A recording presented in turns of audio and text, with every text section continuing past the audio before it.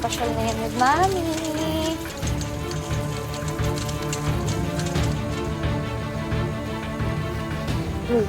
Kamusta yung baby na yan? Ha? Nag-i-enjoy yan? Ha? Nag-i-enjoy yan kasama si Mami? Hmm?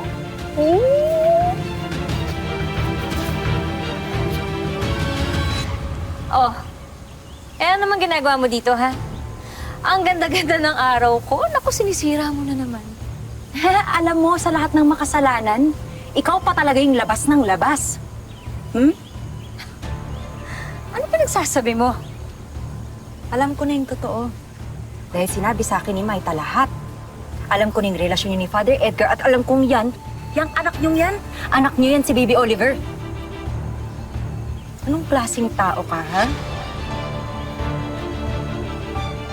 Gaano ka kalandi para magpakamot ng kate mo sa pare? Bastos ka! Ha? Mas bastos ka! Ah, ganun na? Di mo ni... Ha? Halika dito! Ano? Halika dito! Ah! Alam mo, ikaw matagal na ako! Gigil na gigil sa yung babae ka! Ha? Halika dito! Ikaw? Kahit ko lan, Nakita ka sa buhay mo eh! Alam mo, ikaw matagal na ang gigil na sa yung babae ka! Ha? Matagal na ang gigil na gigil sa'yo! Ha?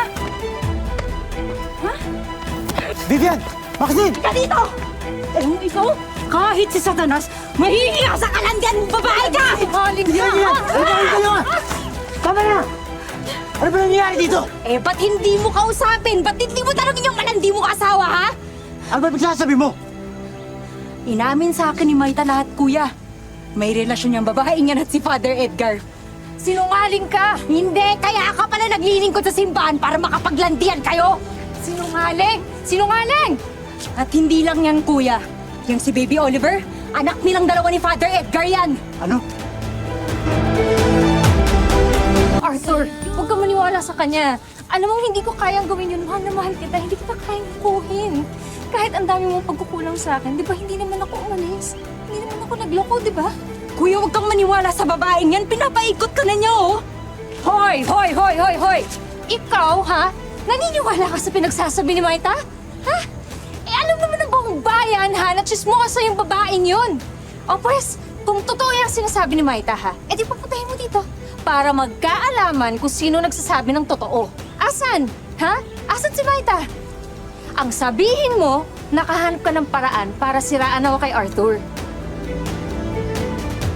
Arthur, please. Maniwala ka sa akin. Hindi kita kayang lukuhin. Ha? Mahal na mahal kita eh. Hindi ko gagawin sa'yo yun. Maniwala ka sa akin, ha?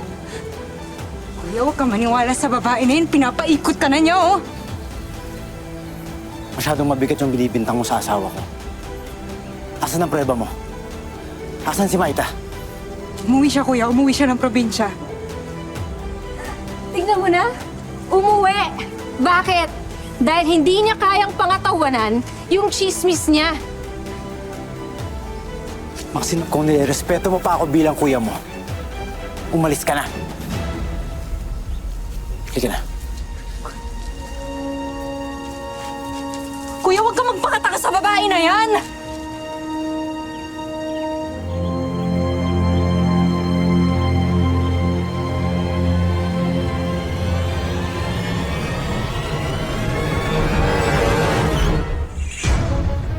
Niniwala ka ba talaga kay Maxine, pare? Tingin mo, totoo talaga yung sinasabi niya. Hindi ko alam, Brian. Pero malalaman ko rin ang totoo. Aalimin ko ang totoo.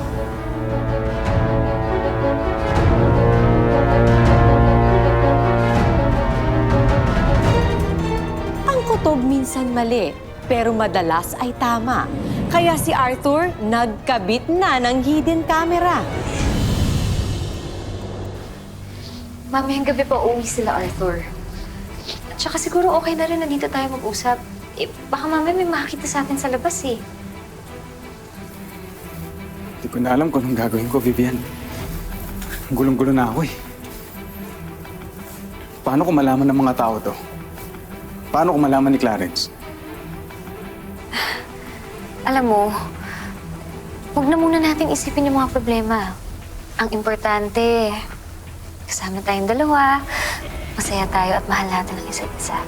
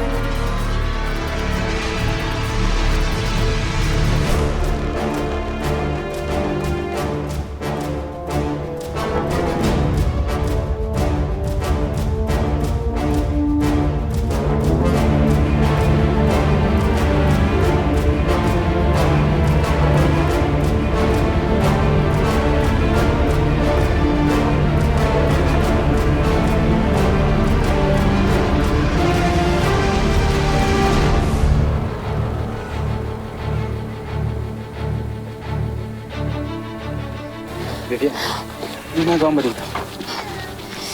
Iyak kasi nang iyak si Baby Oliver eh. Alam ko naman ikaw yung hinahanap niya eh. Kaya pumunta ako dito. Mga hayop kayo! Arthur! Ay!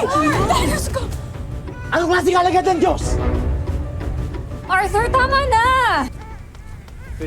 Arthur, ayaw niyo muna ako magpalit. Alagad ka ng Diyos, di ba? Pero ikaw ang unang bumali sa utos niya! Kuya, tama na, tama na.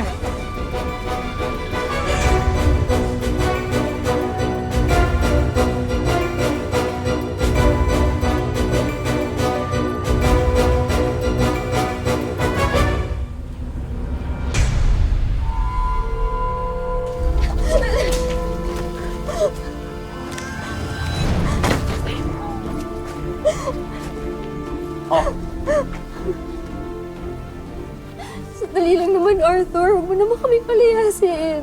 Usap muna tayo, please. Wala na tayong dapat pag-usapan pa. At hindi na ako papayag na paikutin mo ulit ako. Pero Arthur, wala kami pupuntahan ni Baby Oliver. E di sumama kayo kay Edgar. Magsama kayo sa impyerno! Sana alam mo na hindi lang ako may pagkukulang dito. Ang dami mo rin pagkukulang. Hindi lang ako basta-basta nagloko, Arthur. Kukulang? Anong pagkukulang? Lahat ng gusto mo binigay ko! Umalis ka na sa buhay ko. Umalis ka na sa buhay namin!